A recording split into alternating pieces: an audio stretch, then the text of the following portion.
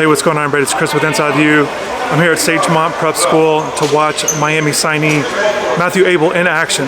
They won 67-57 over Fort Myers Gateway Charter, a school that I watched at the City of Palms Classic.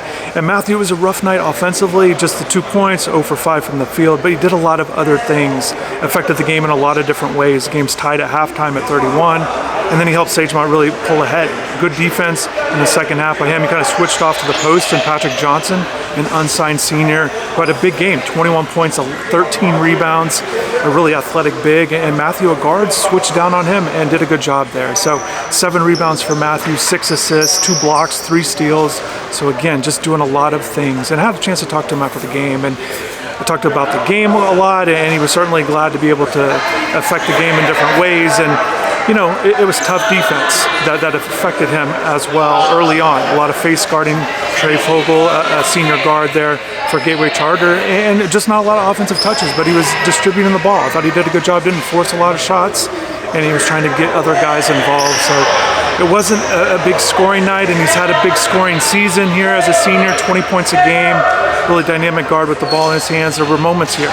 I thought you saw the offensive flashes, and you know, he's a shooting guard, but you know, first play out of the second half, I handled the ball as a point guard, and they ran a backdoor lob to Kevin Thomas, a junior, 2026 prospect, top 100 guy. Kevin Thomas had huge games, 19 points, 8 of 9 from the field, knocked down 2 threes early in the game, then also had some really athletic plays, and just good to see Kevin back out here. I actually watched his EYBL game when he got hurt there over the summer, and it's just great to see him back from injury. And just an impressive player. I had a chance to talk to him as well. He still likes Miami.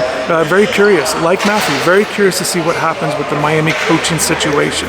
And I have a full article on Matthew, on his thoughts on Miami, kind of with where they stand, and his approach now as he kind of adjusts to not playing for Coach Larinaga. But he did say, you know, he loves the Miami program, still committed. Definitely a wait-and-see approach to see how everything goes with the next coach. Again, I'll have his full thoughts on an article on InsideTheU.com if you want to check that out. But just good watching him play. You know, obviously you want to see the high-scoring games, but I remember going to Pennsylvania when Lonnie Walker was in high school, and I watched him go 1 for 10, 1 for 11 from the field. So it just happens sometimes. But again, just good to watch Matthew kind of get into it in different ways.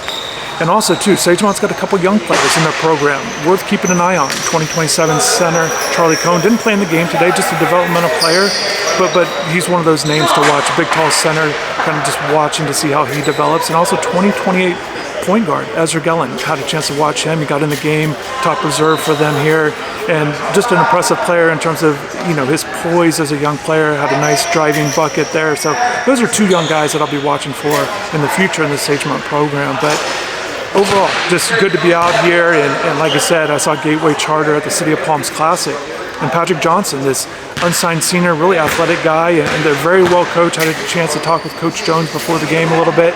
They've got a couple other seniors looking to kind of land at different spots, and point guard Gio Easley, you know, he's a guy to pay attention to. Also Miles Jones, you know, shooting guard. So those guys and Patrick are trying to get noticed even more, but I like what I saw from those guys, and I'm very curious to see how they do the rest of their senior years.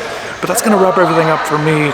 Just a kind of an odd situation with Miami's coaching situation and everything, and dealing with recruits and talking to recruits. But it's always great being out here, being able to see these guys. I'll post highlights of Kevin and Matthew on the channel, so you get a chance to see that. Definitely subscribe to the channel if you haven't yet. Definitely appreciate your support. Thanks for watching, and take care.